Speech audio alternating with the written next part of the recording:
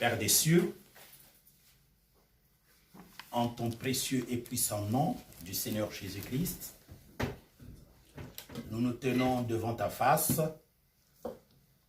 pour recevoir de toi la vérité et la puissance qui l'accompagne. Nous voulons ainsi être touchés par ta grâce, ta bénédiction et ta miséricorde, de telle sorte que notre enseignement puisse toucher nos cœurs et nous permettre de guérir dans nos corps, nos âmes, nos esprits, et aussi dans nos cœurs. Que ta grâce divine nous accompagne et que ta bénédiction nous forge, nous touche, qu'elle soit capable de faire que nous puissions croire et trouver auprès de toi les ressources naturelles pour nous renforcer en esprit, dans la force, dans la puissance, dans l'abnégation, dans l'engagement, dans le travail, dans la vie en communauté, dans notre propre développement individuel. Père, touche le cœur de celui qui écoute, de celui qui suit au loin. Ceux-là qui sont en Haïti, ceux-là qui sont en Guyane, au Canada. Remplis de force et de puissance notre frère James, qui est en train de se mettre à répandre le rétablissement de toutes choses. Renforce notre sœur, Karen, qui est en train de traduire en anglais des ouvrages pour les mettre en publication. Qu'elle soit fortement bénie, qu'elle soit puissamment touchée par la guérison de Dieu, par la fortification de Dieu, qu'elle soit puissamment saisie par l'ardeur et l'entrain dans l'œuvre de Dieu, qu'elle soit remplie de sollicitude, de bienveillance de la part du grand Dieu, le Seigneur Jésus-Christ de Nazareth, pour lui donner dans son état l'entrain de persévérer et d'être au centuple, renforcé de force et de puissance dans son ouvrage. Je bénis ceux qui sont en train de suivre en Allemagne, Pasteur Tony, la sœur Wilhelmine et les autres. Je bénis ceux qui sont en train de suivre en Angleterre, en Belgique, en Afrique. Partout où les hommes, les femmes, les enfants ont besoin de guérison divine, Seigneur, permets que l'évangile les touche de telle sorte qu'ils soient amplement emportés par la miséricorde, le fleuve d'eau vive qui va jaillir de leur sein jusque dans l'éternité. Merci notre Dieu pour la grâce. Permets à chacun de comprendre la parole et d'être délivré de la fausse croyance, ce qui empêche à la vie de prospérer dans nos âmes, dans nos esprits, et même de produire de la bénédiction dans le corps naturel. Nous avons besoin de toi. Touche les personnes qui ne sont pas encore converties, que leur cœur puisse être tourné vers Jésus et que leur cœur ne se ferme pas. Par cet évangile, par cette prière aussi, permets-leur d'ouvrir leur cœur, parce que c'est leur décision. Car s'ils ne le font pas, personne ne le fera à leur place. Seigneur, le temps de la guérison divine est toujours propice. Les guérisons miracles ne sont pas passées. Seulement aujourd'hui, nous avons perdu l'ardeur de pouvoir rendre cela propice. Le peuple de Dieu, au départ de l'Église, était toujours dans l'Évangile. Aujourd'hui, les gens cherchent la guérison, cherchent les miracles, cherchent, n'est-ce pas, à fasciner les gens, à tromper les gens, à emberlificoter les gens, au lieu de leur présenter ce qui va les rapprocher du Dieu vivant qui, lui seul, se met à agir. Père, ouvre l'intelligence des hommes et des femmes, même des enfants, pour que chacun aime le Seigneur de la véritable manière d'où nous devons croire en lui. Parce que c'est lui qui agit, c'est lui qui guérit, c'est lui qui interpelle, c'est lui qui pardonne, c'est lui qui libère, c'est lui qui apporte tout ce dont nous avons besoin. Les hommes ont pris ta place dans les églises, dans les assemblées, dans les religions, dans n'importe quelle sorte de rassemblement. Permets au peuple de Dieu de savoir qu'un homme ne peut absolument rien et que seul Dieu a le pouvoir de faire quelque chose pour le peuple de Dieu. Seigneur, plusieurs personnes ne croient plus en Dieu à cause de ce que les uns et les autres commettent comme bévues, à cause des faux enseignements, des fausses doctrines. Nous te prions et nous te supplions que ceux qui vont suivre cet enseignement soient plutôt touchés par la grâce de Dieu, soient bénis par cet évangile et que toi, notre Seigneur, partout où ils sont, dans leur souffrance, dans leur malheur, dans leurs difficultés naturelles, relationnelles, physiques, je demande à ton Esprit Saint de faire quelque chose par la puissance d'en haut que tu nous as longtemps envoyé et qui se communique maintenant même où nous sommes en train de présenter cette parole de Dieu. Béni soit la gloire de ton nom, béni soit la force de ton espérance, de ton amour, de ta foi que tu impulses en nous, que cet évangile éternel touche les cœurs et fortifie les hommes et les femmes précieusement. Nous prions ainsi au nom de Jésus-Christ. Remporte ta victoire contre le diable, remporte ta victoire contre les esprits impurs, les esprits mauvais, parce que nous avons le nom de notre Dieu. Nous avons la force de notre Dieu, la puissance. C'est nous qui avons Jésus. Nous marchons avec lui. Seigneur, permets en ce que nous puissions être plus forts que les mauvais esprits. Que l'enseignement de la parole libère véritablement nos cœurs. Nous ne voulons pas être prisonniers de l'ignorance. Nous ne voulons pas être prisonniers du manque de connaissance. Nous ne voulons pas être prisonniers de l'incapacité. Nous ne voulons pas être prisonniers du mal. Mais nous avons le pouvoir de Dieu.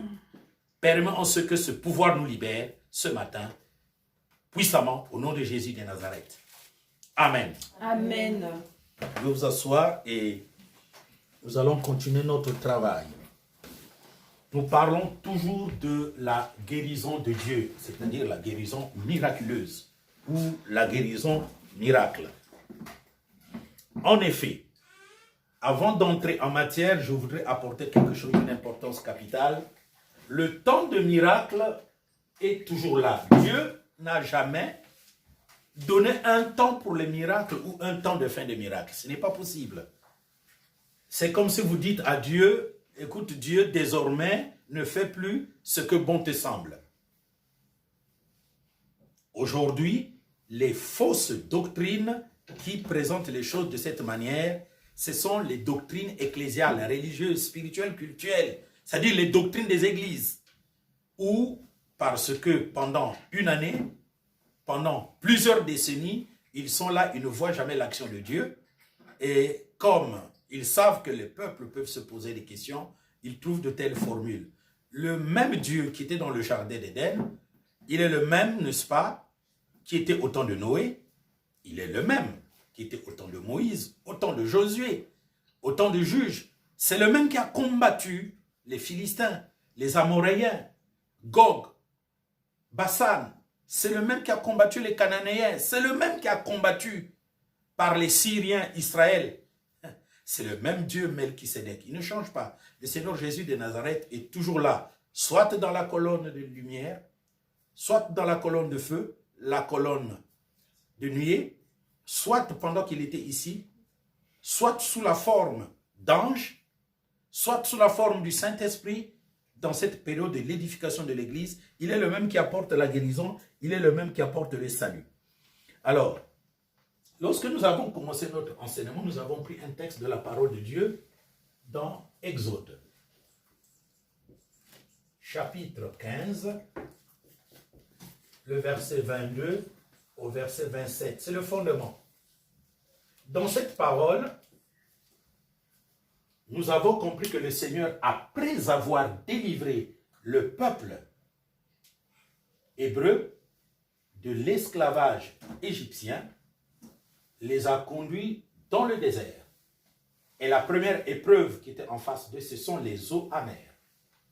Les eaux amères.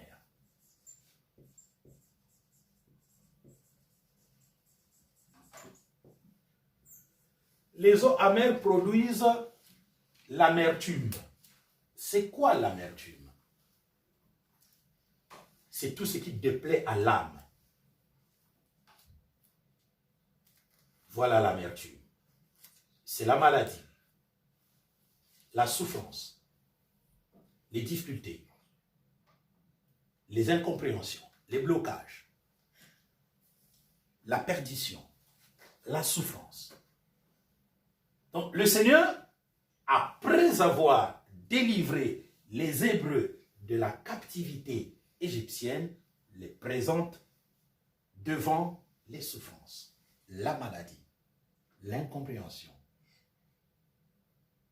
le désavantage, le désert, l'épreuve. Il les présente là, pas pour leur dire que je ne vous ai pas délivrés, parce qu'ils sont délivrés, oui ou non? Oui, ils sont Eh délivrés. bien, ils sont délivrés. Ils étaient captifs en Égypte. Amen. Ils sont libres. Seulement, en Égypte, ils étaient captifs du monde et de ses principes. N'est-ce pas? Oui. Ça, nous le comprenons. Il les amène dans le désert.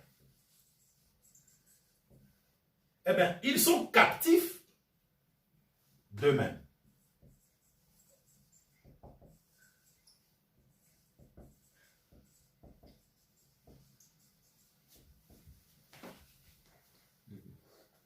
Pourquoi sont-ils captifs d'eux-mêmes? Parce qu'en Égypte, il y avait un esclavage extérieur, n'est-ce pas, qui les comprimait.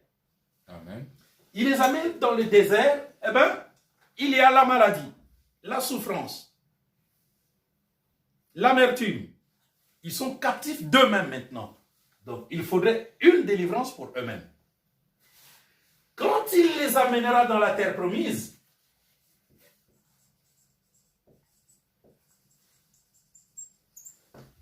eh bien, ils seront captifs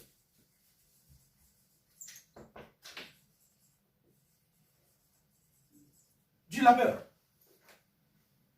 Ça veut dire qu'en aucun moment, Ils sont libres. tu ne seras libre. Parce que tu ne pourras être libre que quand tu parviendras à la Perfection. perfection. Vous êtes en train de comprendre les choses. Aujourd'hui, malheureusement, c'est ce que la fausse doctrine des faux docteurs a montré aux gens. Le plus grand malheur, c'est d'avoir perverti le principe de la nouvelle naissance. Parce que c'est le fondement de tout.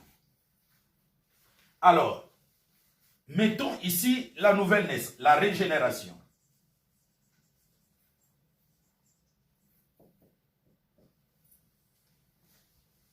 Tu as acquis la régénération. Nous sommes, nous tous, d'accord qu'il y a encore plusieurs possibilités. Soit avancer, soit reculer. Je trouve que c'est important que je puisse répéter ces choses. Soit tu vas stagner, soit tu vas reculer, soit tu vas attrister l'Esprit Saint, soit tu vas éteindre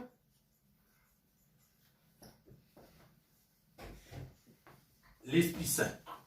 C'est une possibilité pour la personne née de nouveau de finir par la mort. Pourtant, c'est une personne née de nouveau. Je me fais comprendre. Amen. Une personne née de nouveau est une personne qui était morte, que Dieu a amenée à la vie, mais le Seigneur lui permet encore de travailler. Et s'il ne travaille pas, il peut retourner à la mort. Après la nouvelle naissance, normalement, il faut que tu puisses te sanctifier, obligatoirement.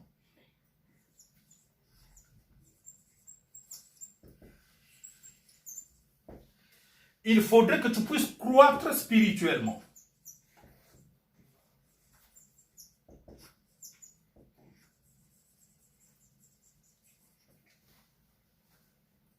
Il faudrait que tu puisses Manifester les fruits du Saint.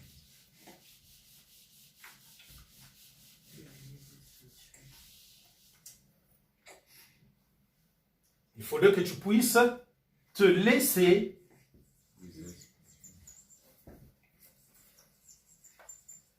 briser spirituellement.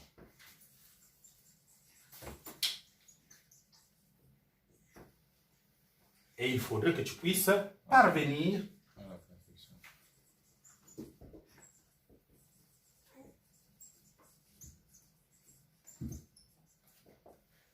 Voilà la destinée ascendante ou descendante d'un né de nouveau.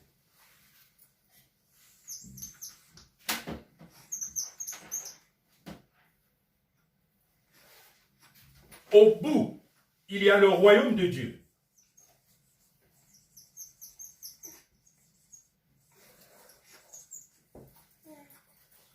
Qui passe par le royaume des cieux.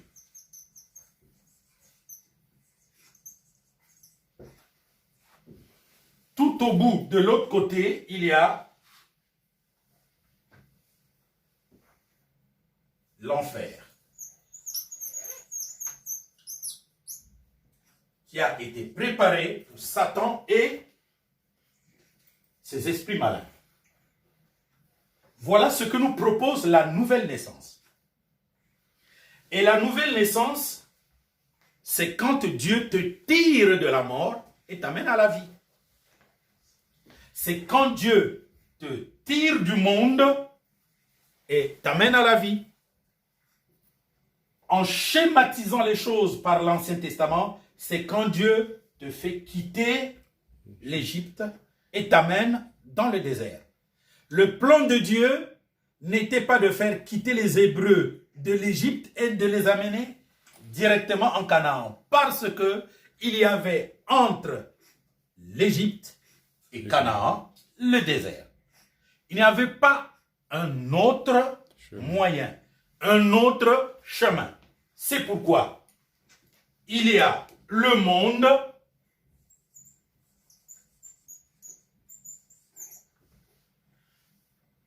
le baptême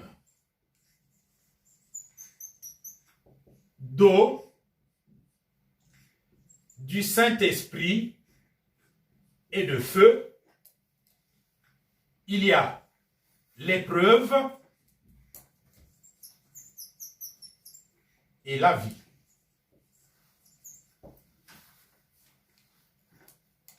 Quand tu es dans le monde, tu es spirituellement mort. Tu as ton cœur fermé. Le baptême d'eau, du Saint-Esprit et de feu est l'unique chemin au travers duquel le Seigneur te demande de faire un effort d'ouvrir ton cœur. Amen. Ce n'est pas lui qui va ouvrir ton cœur. Il te dit, eh bien, ouvre ton cœur pour que j'entre dans ta vie. Amen. Dieu n'a pas de possibilité d'entrer dans ta vie sans toi.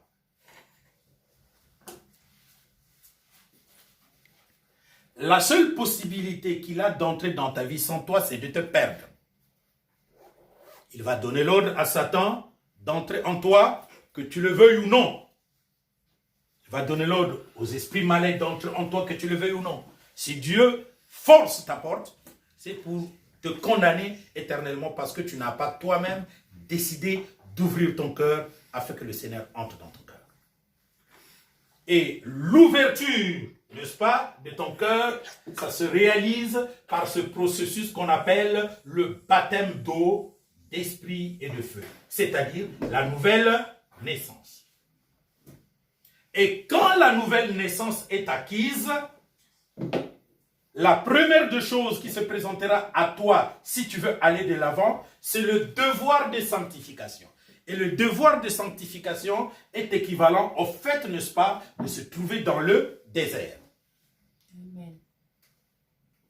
Maintenant, comprenons ces choses et appliquons ces choses en matière de guérison divine, soit la guérison pour ton corps, la guérison pour ton âme, la guérison pour ton esprit, pour toutes les personnes qui sont nées de nouveau, mais aussi la guérison de ton corps, la guérison de ton cœur, de ton âme et de ton esprit pour les personnes qui ne sont pas nées de nouveau, parce que même les personnes qui ne sont pas nées de nouveau sont interpellées à recevoir la guérison de Dieu.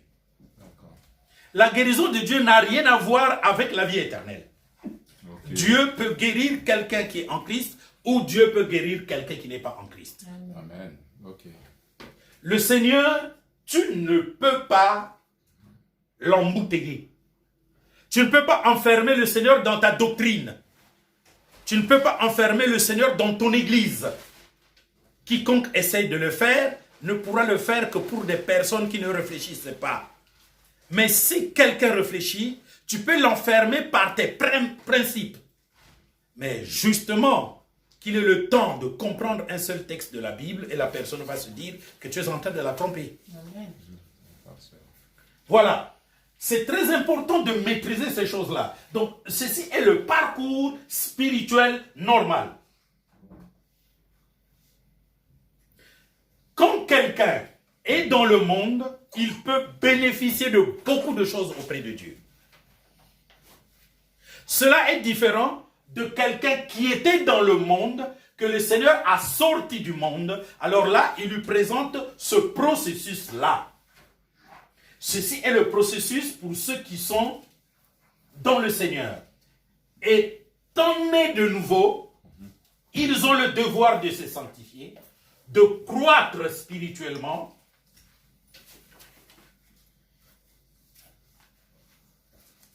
de se laisser briser par le Saint-Esprit et de parvenir à la perfection.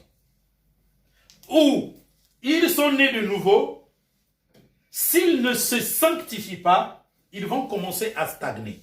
Et beaucoup de personnes stagnent. Alors, quand tu stagnes, tout stagne, même ta vie matérielle, même ta vie du travail. Tu peux être très bon dans ta profession. Toute profession, elle est profane. Mais il y a aussi de la profession sacrée. Tu peux être très bon. Mais si tu ne vas pas de l'avant, tu commences d'abord par marquer le pas. Et si tu ne te rends pas compte que tu marques le pas, mais que tu continues dans tes habitudes, eh bien, tu vas reculer. Quand tu vas reculer, tu sentiras le recul, parce que c'est un mouvement. Toutes les personnes qui reculent savent qu'elles reculent. Beaucoup de personnes aiment dire, mais je ne comprends pas si je recule ou pas. C'est une fausseté. Ce sont des raisons pures et simples que les paresseux prennent. Parce qu'un paresseux qui ne veut pas travailler, comme le dit le proverbe 20, eh bien, qu'est-ce qui lui attend? La famine. Un paresseux ne va pas me dire qu'il vit bien.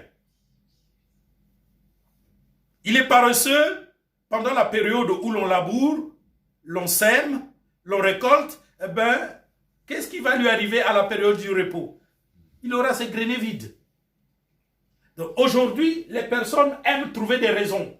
En fait, pour Dieu, il n'y a pas de raison possible. Tout est tellement mieux explicité. Le Seigneur Jésus a dit, il a envoyé des invitations à un certain nombre de personnes bien calibrées pour que ces personnes viennent participer à la fête de son fils. Tout était déjà préparé. Il dit, allez appeler les convives. N'est-ce pas? Quand ces serviteurs sont allés appeler les convives, chaque convive avait une raison de ne pas venir. Et quand on observe ces raisons selon la loi, c'est normal qu'ils ne viennent pas. Parce que, par exemple, d'après la loi, lorsque tu achètes une paire d'animaux, il faut les essayer le même jour. Si c'est bon, tu les achètes. Si ce n'est pas bon, tu dois rendre le même jour. Sinon, demain, c'est trop tard. Ça, c'est un principe de la loi. Il y a quelqu'un qui était dans cette condition-là et dit non, il faut que je puisse essayer les paires de bœufs que j'ai achetées. Une autre personne dit, ah, mais c'est aujourd'hui que je dois célébrer le mariage de mon fils. Chacun avait sa raison, raisonnable selon la loi. Sauf qu'avant qu'ils ne décident de le faire, ils avaient une invitation. Donc ce sont des personnes incirconcises, indécises. Tu as une invitation avec une date express. Bon, peut-être que vous allez dire, est-ce qu'il y avait une date express? Parce que finalement, je me rends compte qu'il n'y avait même pas de date express parce que ils avaient été avertis qu'il y aurait une fête et le maître devait se préparer. Donc, le but n'était pas d'avoir une date, mais d'attendre le moment où on serait invité. En d'autres termes, même s'ils ne connaissaient pas la date, mais parce que l'invitation était celle de la personne la plus importante, quand le serviteur arrive pour te dire, voilà, les noces sont prêtes, il faut venir, tu abandonnes ce que tu fais. C'est pourquoi Jésus a dit, quiconque ne délaisse pas sa femme, son mari, sa famille, ses terres, ses biens pour me suivre moi, il n'est pas digne du royaume des cieux. C'est très important parce que dans chaque jour, vous avez le choix, soit de suivre le bien, soit de suivre le mal. Amen. Vous avez le choix. En chaque occasion, vous avez la décision. Et c'est pour cela que j'interpelle toujours les membres qui écoutent la parole que j'annonce. Un enfant de Dieu irréfléchi, ça n'existe pas. Amen. Un enfant de Dieu qui ne sait pas ce qu'il doit faire, ça n'existe pas. Un enfant de Dieu est responsable de ce qu'il fait. Amen. Un enfant de Dieu ne doit pas prendre comme responsable le prédicateur. Et je dis très bien, quand j'ai commencé à servir Dieu, j'étais presque le chef de famille de tous les membres de l'église. Et les gens aimaient cela. Mais en grandissant dans le service de Dieu, j'ai abandonné cela. Pourtant, les gens qui m'ont appris à le faire continuent à le faire et leurs églises grandissent en nombre. Moi, je dis bravo. Parce que je connais la fin. Amen. Jésus a dit, entrez par la porte étroite. Car vaste et spacieux est le chemin qui mène à la perdition. Et nombreux sont ceux qui le prennent. Mais étroit et resserré est le chemin qui mène à la vie. Et peu nombreux sont ceux qui en trouvent la porte. Et même quand ils trouvent la porte, c'est tellement petit que les gens se battent pour entrer. Un jour, Jésus enseignait la parole de Dieu. Des pharisiens sont venus lui dire, « Seigneur, est-ce qu'il y aura peu de gens qui seront sauvés ?»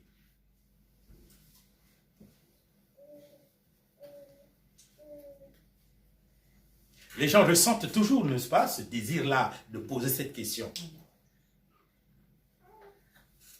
Il dit, « Efforcez-vous d'entrer par la porte étroite.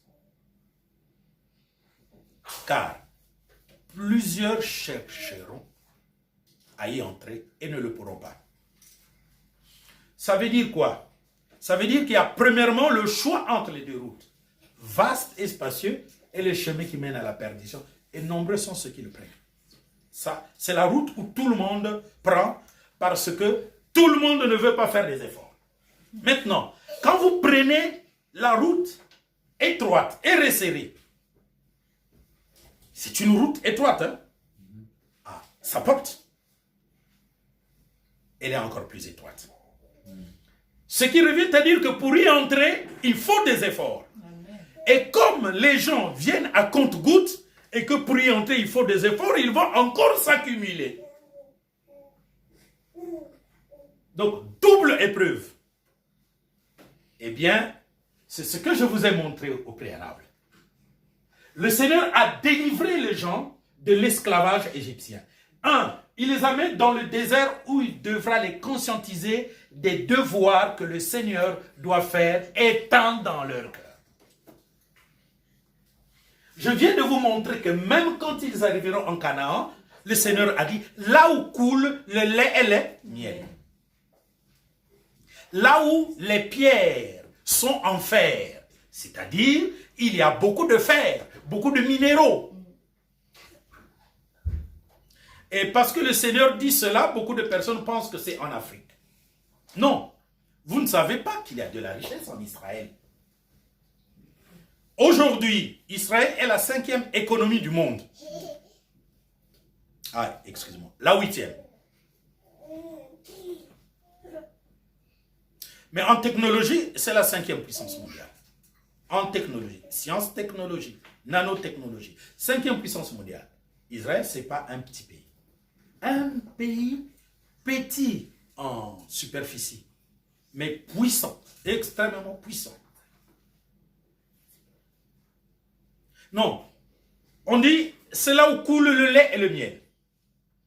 Le pays que le Seigneur leur a donné commence par le côté est du Nil, donc une bonne partie de l'Afrique de l'Est et toute la péninsule arabique. C'était cela Canaan.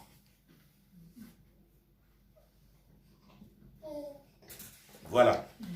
Et donc,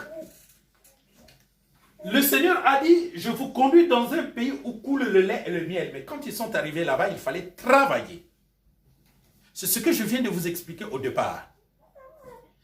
En Égypte, ils étaient prisonniers des principes extérieurs. C'est les êtres humains extérieurs à eux qui les réduisaient en esclavage. Ils arrivent dans le désert, eh bien c'est eux-mêmes qui se réduisent en esclavage.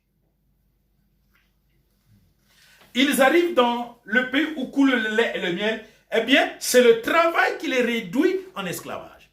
Le labeur, l'ouvrage. Donc, pour transformer et s'enrichir, il faudrait travailler. Ça devrait même commencer par le combat militaire. Je vous amène dans un pays où coule le lait et le miel, mais vous devrez commencer par combattre. Alors, vous n'allez pas combattre n'importe qui. Des géants. À tel point que, rien que cette promesse a divisé le peuple de Dieu en deux camps. Les crédules et les incrédules. Les crédules, ils ont cru par la foi. Ils ont obtenu la promesse d'entrée. Les incrédules, non. Ils ne pouvaient pas parce que c'est un pays de géants. En tout et pour tout, si vous comprenez très bien, toutes les promesses que Dieu donne sont en nous. Si tu ne prends pas Dieu le maître en toi, eh bien tu ne prendras absolument rien. Alors, pendant qu'il les libérait de l'esclavage égyptien, combien d'affronts ont-ils fait contre l'instrument de Dieu? Prenez Exode chapitre 5 jusqu'à Exode chapitre 12 pour comprendre quelle misère ils ont fait à Moïse. Voilà ce peuple-là. Ils arrivent dans le désert. Le Seigneur pensait qu'avec la première expérience, n'est-ce pas, de les délivrer de la captivité égyptienne, ils auraient compris que Dieu est fort, que Dieu est puissant pour leur accorder ce qu'il leur a promis. Mais non, dans le désert, ils ont tellement irrité le Seigneur à tel point que le Seigneur disait, Moïse, ton peuple que tu as fait sortir de la captivité. Et le pauvre Moïse se disait, mais Seigneur, quand est-ce que c'est mon peuple? C'est ton peuple. Et donc c'était le ping-pong entre Dieu et Moïse. À cause de qui? D'un peuple qu'il a libéré, n'est-ce pas, de la captivité de l'homme. Et donc, quand quelqu'un est libéré de la captivité de l'homme extérieur, il pense que c'est fini. Mais il faut que tu combattes ton combat intérieur. Amen. C'est ce combat-là que chez les musulmans, ils confondent avec l'homme extérieur. Bon, c'est normal parce que l'islam n'est pas une religion de Yahweh ou de Jésus-Christ. C'est une religion humaine. Mes frères musulmans vont m'excuser. Franchement, ce n'est pas le même Dieu que nous prions. Amen. Bien. La preuve en est que l'Église aujourd'hui est dans l'apostasie. Donc, l'Église est même pire que l'islam. L'Église est pire que l'islam. C'est pour cela que Dieu l'appelle aujourd'hui Babylone la Grande. Ça, c'est la vérité de la parole de Dieu. Amen. Si des hommes, des femmes, des enfants, des prédicateurs ne veulent pas l'admettre, c'est tout simplement parce qu'ils sont les vecteurs de cette apostasie. Ils sont séduits. Les vecteurs de l'apostasie. C'est eux qui produisent la séduction. C'est eux qui produisent la séduction. Ils ne sont pas séduits. ils sont devenus producteurs de la séduction. C'est différent. Séduit, tu peux te ressaisir. Séduit, c'est comme quelqu'un qui est régénéré, qui stagne, qui recule, qui attriste le Saint-Esprit. Le jour où tu vas sentir que le Saint-Esprit n'est plus en toi, tu vas tout simplement t'examiner, confesser tes péchés et les délaisser. C'est tout. Amen. Proverbe chapitre 28, verset 13. Le jour où tu sens que le Saint-Esprit est attristé, c'est parce que tu as toléré un certain nombre de péchés en toi. Tu le sais. Tu le sais. Tu connais ces péchés. On ne va pas te demander de faire un miracle. On te demande le plus simplement possible de demander pardon à ton Dieu. Dieu te pardonne et ça passe. C'est ça la loi de la grâce. Amen. Oui, j'aime quand vous aimez ça. Mais ce n'est pas facile. C'est plus facile que quelqu'un qui est sous la loi. Parce que quand tu es sous la loi, dès que tu pêches, le châtiment il est là. Mais ici, c'est ta conscience qui doit savoir que tu as péché. C'est ta conscience qui doit demander pardon. C'est ta conscience qui doit croire au pardon de Dieu. Il n'y a pas une pression extérieure, une activité extérieure qui va te convaincre que tu es pardonné. Tout se passe soit dans le cœur, soit dans l'âme. Amen. Le Seigneur a dit, si quelqu'un pêche contre toi et vient te demander pardon, tu lui pardonneras. Point barre. Alors, combien de fois je dois pardonner? 7 fois? Non, pas 7 fois. Je crois qu'on a compté, c'est 400 combien? 539 fois. Je crois bien. C'est comme ça. Et les objecteurs de conscience, c'est-à-dire les gens sous la loi, les gens sous la malédiction de la loi, vont dire, mais c'est trop gratuit là. Vous permettez aux gens de pécher là. Je vous dis la vérité. Toutes ces personnes qui le disent sont des gros pécheurs. Parce que c'est par le péché qu'ils parlent ainsi. Mais s'ils ne sont pas de pécheurs, ils sauraient qu'est-ce qu'on est en train de dire. Car là où le péché a abondé, la grâce de Dieu a surabondé. Le problème, ce n'est pas de dire, mais oui, donc on pêche consciemment. Il est écrit, là où le péché a abondé, là où le péché a abondé, c'est infini. On ne peut pas déterminer. Quand quelque chose est dans l'abondance, on la détermine là où le péché a abondé. La grâce de Dieu a surabondé. Ça veut dire quoi? Il y a 2 fois l'abondance de la grâce. 2 fois l'abondance. Donc, 2 fois ce qui est illimité. Point barre. Vous savez, je bénis toujours le Seigneur qui me donne la capacité de mieux comprendre les choses. Je vais vous dire quelque chose. Est-ce qu'il y a une différence entre ce qui est abondant et ce qui est surabondant? Il n'y a pas de différence. Ce n'est pas parce que c'est surabondant que c'est plus abondant que ce qui est abondant.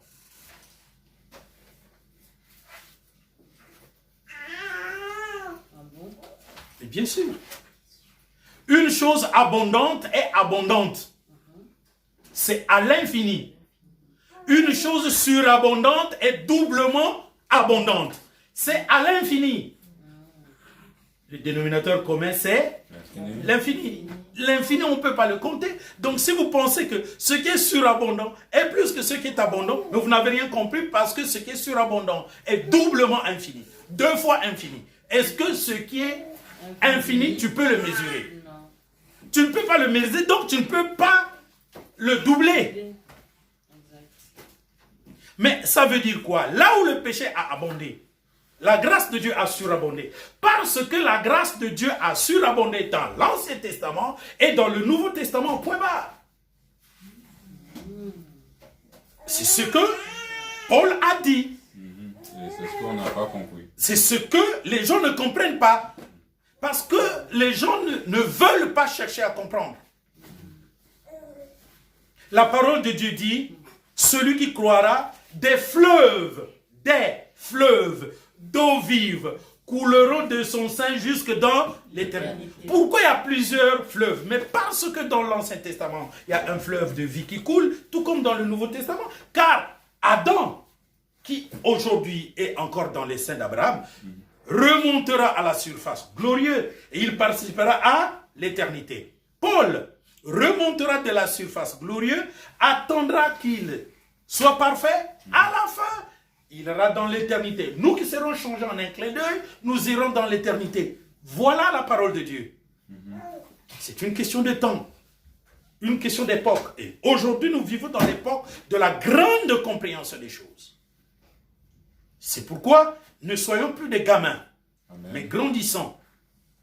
Aujourd'hui, j'ai compris pourquoi j'ai eu une vie particulière. C'est pour comprendre les choses. C'est très facile. Là où le péché a abondé, la grâce de Dieu a surabondé.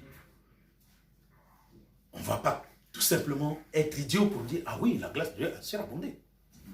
Mais on parle de quoi? D'abondance. L'abondance, ça ne se calcule pas.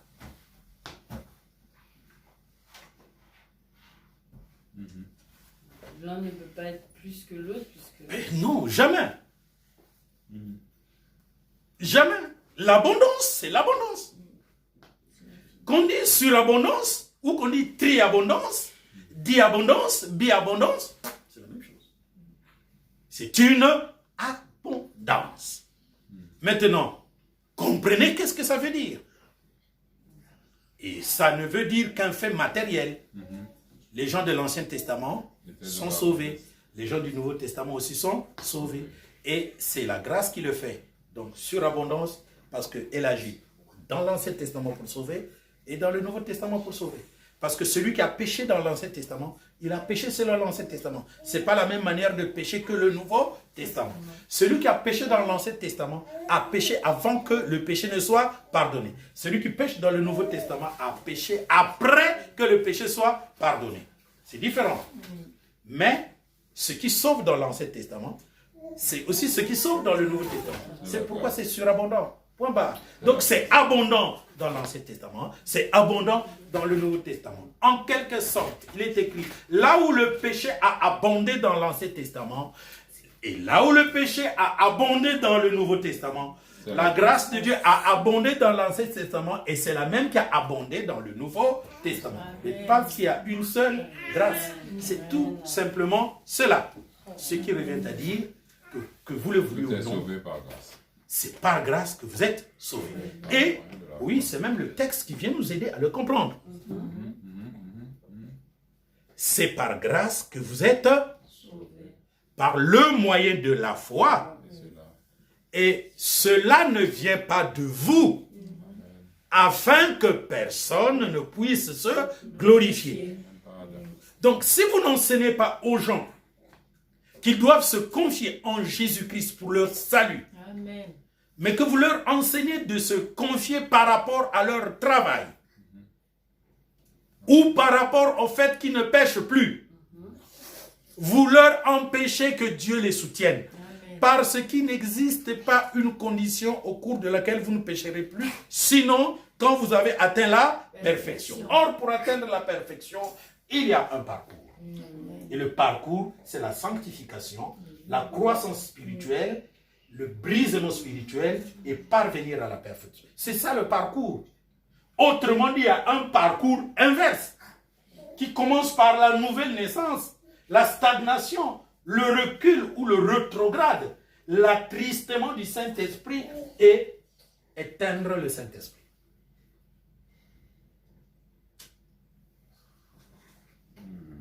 Donc, ces choses-ci sont d'une importance capitale.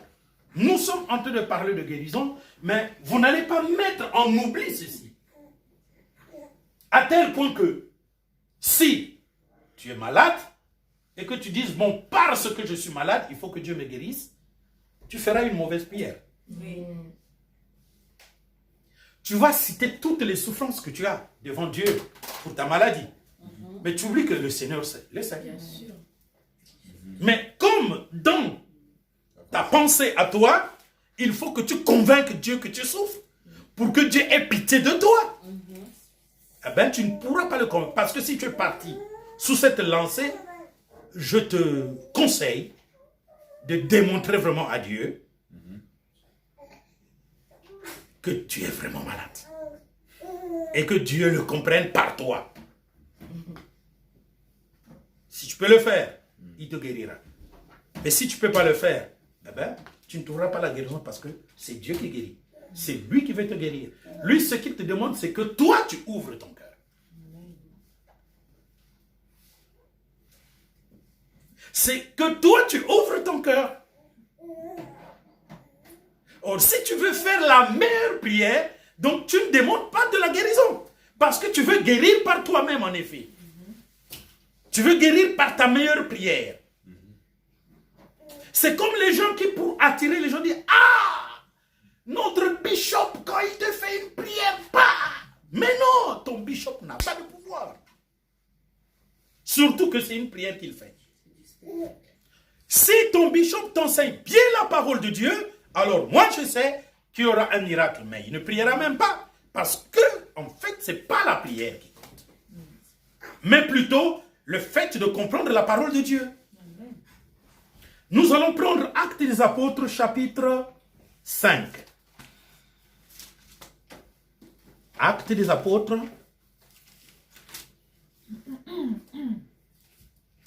Chapitre 5.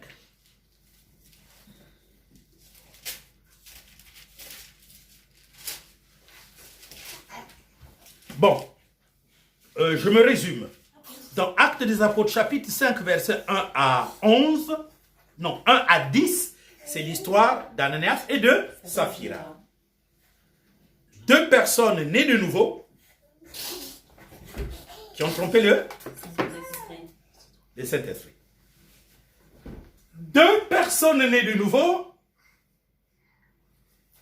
qui se sont engagées à vendre un champ et donner l'argent, tout l'argent au Seigneur, quand ils ont pris leur décision, ils ont stagné dans l'acte de donner. Ils ont réfléchi. Ah, tout cet argent, on va donner. Mais c'est ce que vous avez dit, non? Ils ont stagné. Et ils ont divisé l'argent en deux. Donc, ils ont reculé. Parce qu'ils ont dit, quand nous vendrions, nous donnerons tout au Seigneur. Donc, ils ont stagné. Ils ont réfléchi. C'est pas bon. Ils ont divisé en deux. Donc, ils ont reculé. Alors, ils avaient encore la possibilité, n'est-ce pas, de se racheter. Est-ce à ce prix que vous avez vendu le champ? Ils ont dit, oui, c'est à ce prix. Ils ont attristé le Saint-Esprit.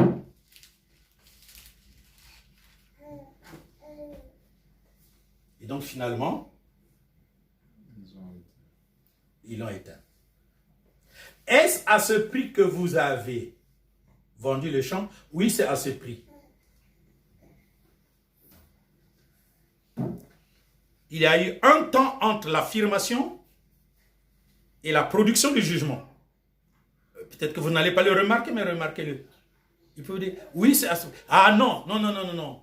On a gardé un peu. S'ils avaient fait ça, ils ne seraient pas, ils n'auraient pas éteint le Saint-Esprit.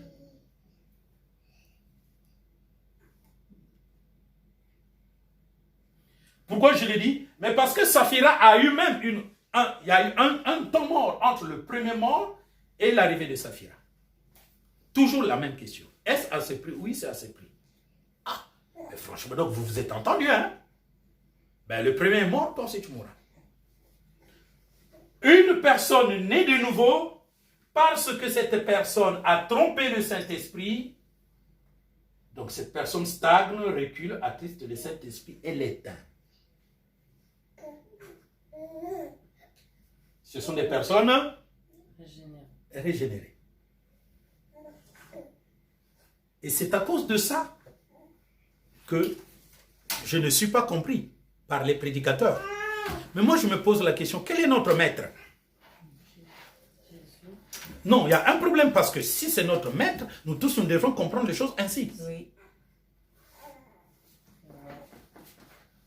Mais quand même, vous allez voir des gens qui vont trouver une raison. Non, c'était des personnes qui n'étaient pas nées de nouveau.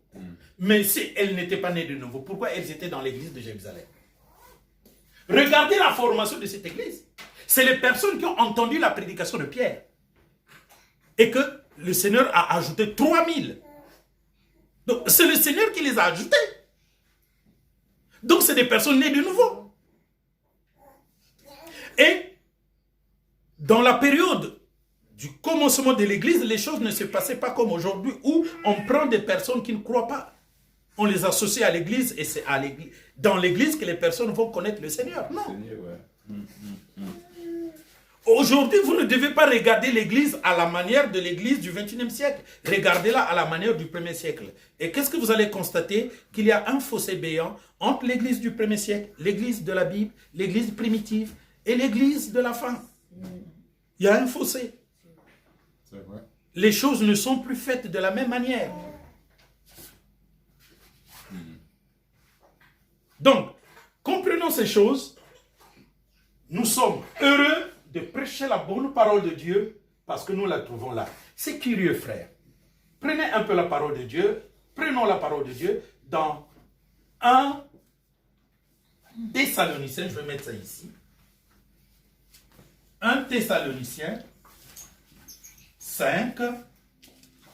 On va commencer au verset 23. On va terminer au verset 27.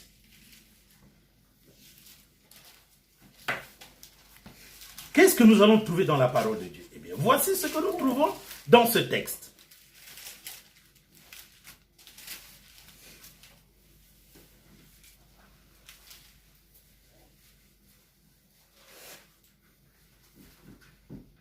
On commence au verset 23. 23, oui. Que le Dieu de paix vous sanctifie lui-même, tout entier, et que votre être, l'esprit, l'âme et le corps, soit conservé irréprochable lors de l'avènement de notre Seigneur Jésus-Christ. Celui qui vous a appelé est fidèle et c'est lui qui le fera. N'est-ce pas? C'est pas toi qui vas te conserver. C'est lui qui le fera. Frères, priez pour nous. Saluez tous les frères par un saint baiser. Je vous en conjure par le Seigneur que cette lettre soit lue à tous les frères. Que la grâce de notre Seigneur Jésus-Christ soit avec vous. C'est le Seigneur qui va nous sanctifier. Amen. Donc, après notre nouvelle naissance, il faudrait que le Seigneur nous sanctifie. Il faut qu'il nous fasse croître spirituellement.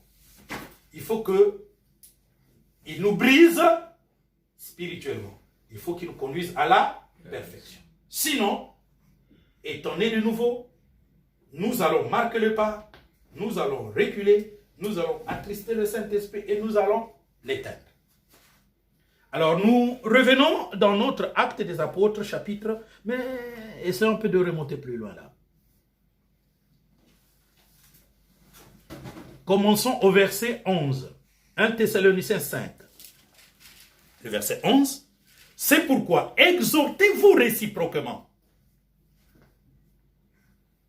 et édifiez-vous les uns les autres, comme en réalité vous le faites. Écoutez, quand je vous dis la vérité, je ne comprends pas pourquoi les prédicateurs de la parole de Dieu peuvent contester la parole de Dieu. Vous savez d'où ça vient cette exhortation? Ça vient de ceci. Pour ce qui concerne les temps et les moments, vous n'avez pas besoin, frères, qu'on vous en écrive, car vous savez bien vous-même que le jour du Seigneur viendra comme un voleur dans la nuit. Nous sommes tous d'accord. Le jour du Seigneur viendra comme un voleur. Mais est-ce que ça veut dire que le jour du Seigneur ne sera pas connu? Non. Ça viendra comme un voleur.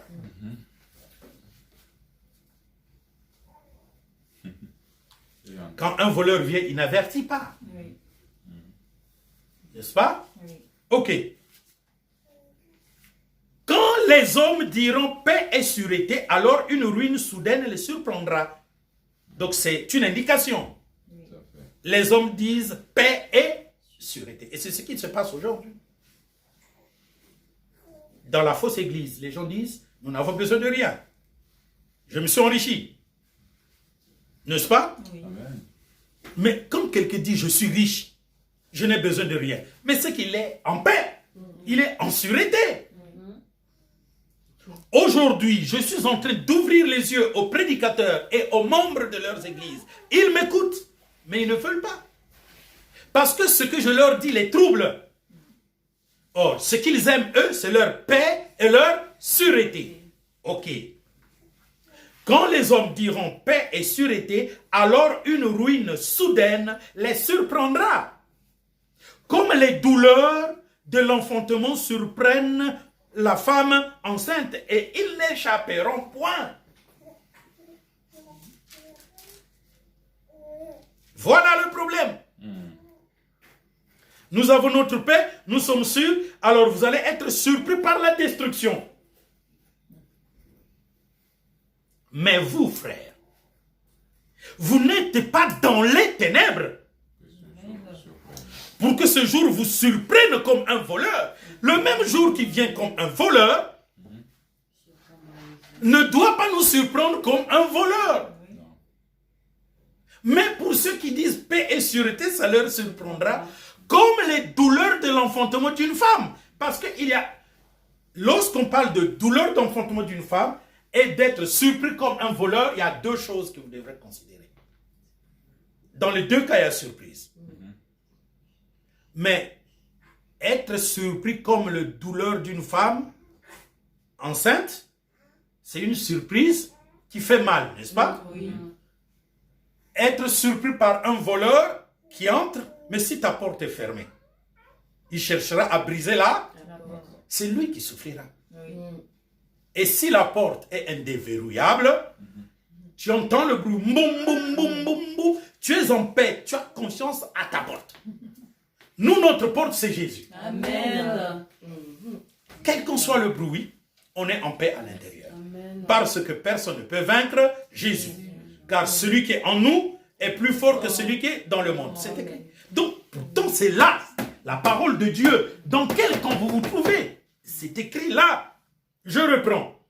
Pour ce qui est des temps et des moments, c'est-à-dire de connaître la date. Moi, je sais que c'est 2065. Personne ne me bougera là-dessus. Je suis sûr et certain. Parce que je l'ai reçu de Jésus. Amen. Quand je l'ai reçu, je l'ai vu noir.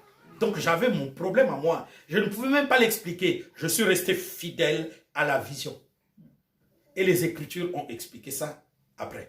Mais il n'y a pas que le voir noir. Il y a aussi la révélation qui s'en est suivie. Celle de la date de 2065. Il me l'a dit. Parce que la Bible a prouvé qu'il est noir, mais donc ce qu'il a dit, qu'il vit en 2065, est vrai. Pourquoi je vais douter? Il faudra l'expliquer maintenant. C'est tout simplement l'expliquer, mais sinon que je sais que c'est vrai. Et l'Écriture l'explique très bien. Il est dans Amen, le faire là. amen, Il amen. dit quoi? Pour ce qui est de 2065, vous n'avez pas besoin qu'on vous en écrive. Amen. Amen. Amen. Parce que vous êtes divisés en deux groupes. C'est ça. Ceux qui croient. Les gens qui ne peuvent pas recevoir 2065 et les gens qui reçoivent 2065. C'est ça. Amen. Ceux qui ne peuvent pas recevoir, c'est les gens qui sont en sécurité. Oh, ils trompent. Personne ne peut connaître le jour. Donc nous, on est calme. Personne ne peut connaître le jour. On est en paix, on est en sécurité. Parce que personne ne peut connaître le jour. La Bible n'a pas dit personne ne peut connaître le jour. La Bible a dit, vous qui m'avez posé la question, vous ne le connaissez pas. Ici, on dit, vous n'avez pas besoin qu'on vous en parle. Et dans Apocalypse 3, il va dire encore mieux. Le Saint-Esprit va repréciser les choses. C'est comme ça. Maintenant, il dit, car vous savez bien vous-même que le jour du Seigneur viendra comme un voleur. Je vous pose la question. Qu'est-ce qui viendra comme un voleur? Le jour. Mais ce n'est pas le Seigneur qui viendra comme un voleur. C'est le jour. Le jour du Seigneur, c'est un temps. Maintenant, il y a encore une chose, et qui est la meilleure. Est-ce que vous savez qu'il y a des voleurs qui avertissent? Parce que ici, c'est ta maison. Mais qu'est-ce que j'ai? J'ai une parcelle. J'ai un enclos.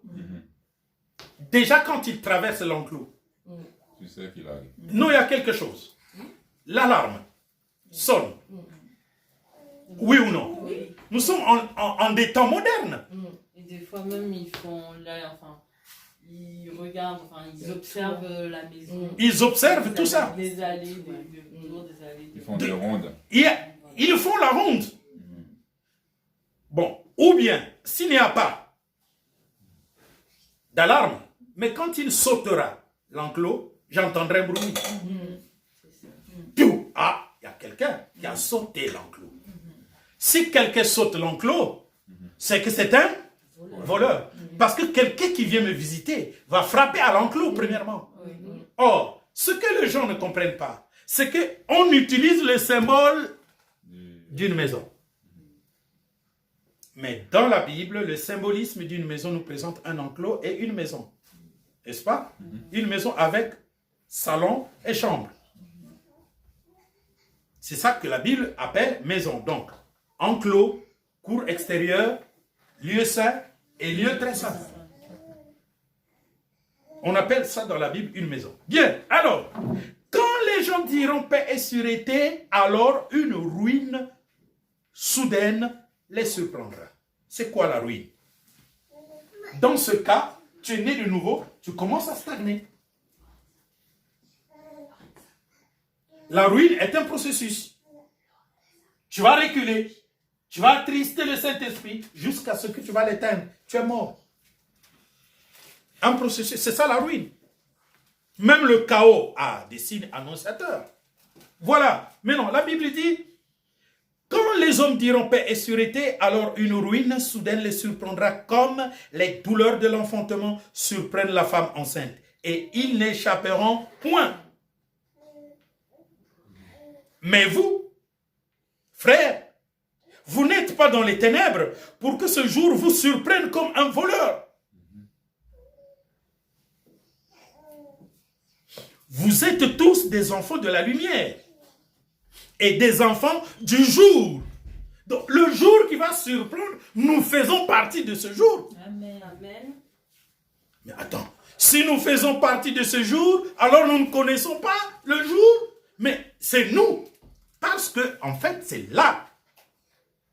Et tellement que j'explique bien les choses, les gens disent, bon, mais c'est un théologien. Oui. Maintenant, dites-moi, si je suis un théologien, donc à l'école théologique, on m'a enseigné ceci. Mais donc, vous aussi, qui êtes des théologiens, vous devrez savoir la même chose que moi. Oui. On n'est pas à la même école. Ah, ce n'est pas de la même école. C'est ça. Mais non, ici, quand on parle de théologie, personne, on ne parle pas d'école, on parle de la théologie tout simplement.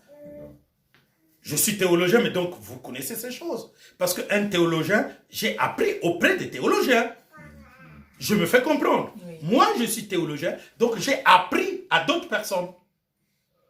Oui. Bon, alors, comment se fait-il que ce que je dis vous effraie? Parce que je suis un théologien. J'ai appris ça auprès des théologiens. Mais comment ça vous effraie? Ça prouve que ma théologie ne vient pas d'une école. Oui. Bon, dites que ma théologie vient de ma folie. Et moi j'acclame. Ah, ben voilà. S'il fallait tout simplement dire que ça vient de ma folie. Car en effet, ma folie, c'est la folie de Dieu. Amen. C'est plus grand que la théologie. Voilà pourquoi vous ne l'acceptez pas, parce que les choses sont là. Mais vous, frères, vous n'êtes pas dans les ténèbres pour que ce jour vous surprenne comme un voleur. Vous êtes tous des enfants de la lumière et des enfants du jour. Nous ne sommes point de la nuit et des ténèbres. Ne dormons donc point comme les autres, mais veillons et soyons sobres. Donc pour que ce jour surprenne les gens, il faudrait qu'ils s'endorment. C'est ça.